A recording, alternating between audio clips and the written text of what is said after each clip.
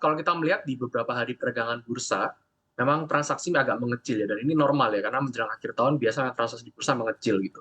Dan kita sih melihat sebenarnya tidak ada terlalu banyak sentimen yang menggerakkan market ya. Mungkin sentimen terakhir yang ada adalah pengumuman suku bunga The Fed yang di pertengahan bulan kemarin gitu.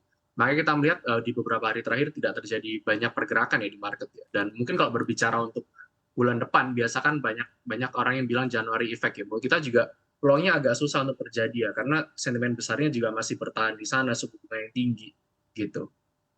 Oke, saya kan ke Mbak Yekti. Mbak Yekti, kalau kita boleh review, seperti apa sih Anda melihat pergerakan IHSG di sepanjang tahun ini dengan kalau kita lihat lowest levelnya di 6509 dan juga bahkan sempat menyentuh all time high-nya di 7377. Namun nyatanya menutup tahun 2022 IHSG tidak mampu untuk menutup di level psikologis 7000, bahkan sebelumnya proyeksi beberapa analis mampu ditutup di level 7300-an. Iya, kalau kita melihat memang IHSG itu sempat mengalami, level peak-nya itu pada bulan Mei ya, karena waktu itu memang sempat mengalami kenaikan sampai 9,8% untuk IHSG.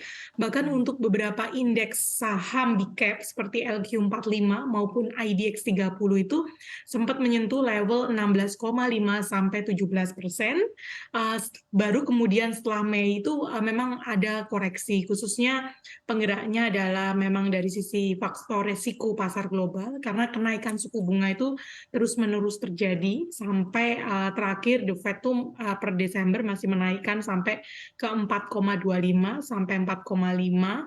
Jadi kita melihat monetary tightening yang memang di-arrange, diatur oleh The Fed untuk menekan inflasi itu memang dampaknya juga pada pasar keuangan.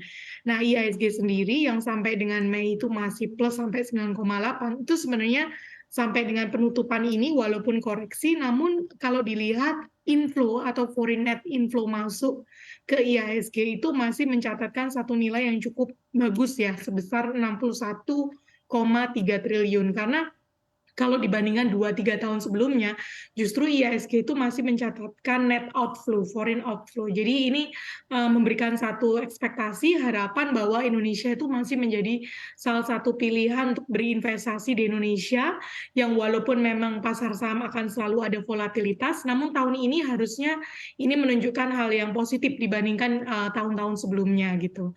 Nah, pada bulan Desember ini juga biasanya investor banyak melakukan window dressing, namun kalau dibandingkan dengan seasonality tahun-tahun sebelumnya, ternyata justru di bulan ini itu IHSG justru mencatatkan koreksi minus 3,26%-an.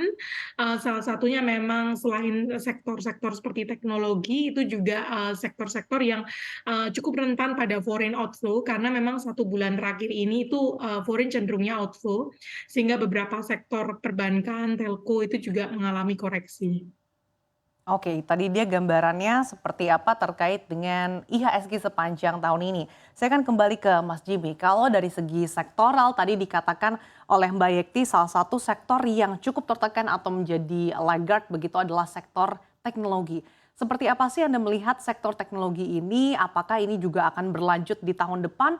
Mengingat sebetulnya ada saham-saham di sektor teknologi lain yang direncanakan akan IPO juga di tahun depan. Apakah ini akan membuat investor justru wait and see? Di satu sisi juga ada papan new economy. Apakah ini juga akan menjadi katalis positif bagi saham-saham di sektor teknologi ini, Mas Jimmy? Oke, kalau menurut kita saham dari sektor teknologi sepertinya masih akan tertekan ya. Mhm. Mungkin at least sampai ke paruh pertama di tahun depan. Karena kan kita masih memproyeksikan kenaikan suku bunga dari The Fed itu sampai ke angka 5% lebih ya di terminal rate-nya gitu. Tapi yang menarik sih dari kita, dari Sukor Sekuritas, kita memprediksikan bahwa di paruh kedua, di semester kedua di tahun depan, kemungkinan akan terjadi cut rate ya. Kita merasa The Fed akan melakukan cut rate dari sebesar 200 sampai 250 basis point gitu. Dan kalau skenario kita ini terjadi, ini menjadi sentimen yang cukup positif untuk saham dari sektor teknologi ya. Mungkin untuk paruh pertama di tahun depan yang bisa menjadi sentimen positif untuk saham teknologi adalah lebih dari kinerja operasional ya, dari monetisasi bisnisnya serta pengurangan dan efisiensi dari biaya-biaya yang ada di perusahaan. Oke, saya kan kembali ke Mbak Yekti. Mbak Yekti, kalau kita lihat tadi secara sektoral teknologi menjadi sektor yang menjadi pemberat langkah IHSG begitu. Tapi sebaliknya sektor yang justru mendulang cuan sepanjang tahun ini adalah sektor energi. Nah, seperti apa sih Anda melihat sektor energi khususnya saham-saham batubara di tahun ini? Apakah Anda melihat ini prospeknya masih akan berlanjut di tahun depan atau sudah ada mulai tanda-tanda sahamnya sudah mulai cukup kemahalan nih dengan harga yang juga dalam tren yang sudah mulai melandai? Iya, kalau untuk di sektor energi memang pemicunya adalah karena adanya global disruption, kemudian juga dari di awal tahun 2022 ini ada risiko geopolitik yang memang menyebabkan supply untuk energi, oil and gas itu menjadi sangat berkurang ya. Kalau kami melihat memang harga, komoditas khususnya yang berbasis energi ini, kami melihat masih akan bisa bertahan cukup tinggi.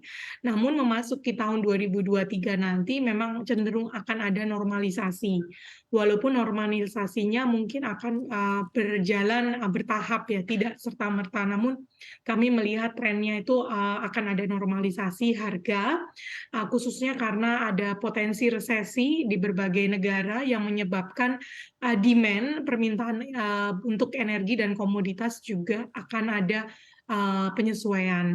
Nah, kami sih melihat kalau dari sisi valuasi sebenarnya untuk sektor energi ini maupun baik oil and gas maupun batu bara itu secara valuasi PE ratio masih sangat menarik karena, walaupun sudah mengalami kenaikan cukup tinggi di tahun 2022 ini levelnya masih, relatively, berada di single digit kan. Jadi kita masih melihat on valuation sih masih menarik dan untuk beberapa sektor ini, saham di sektor ini kan punya dividen yield yang cukup tinggi ya. Nah, pada waktu kuartal 1 ini ketika market masih cukup volatile, maka salah satu, sektor atau saham-saham yang diburu tentunya adalah saham-saham yang bisa menghasilkan dividen karena, ada istilahnya annual shareholder meeting di mulai bulan Maret, April, Mei.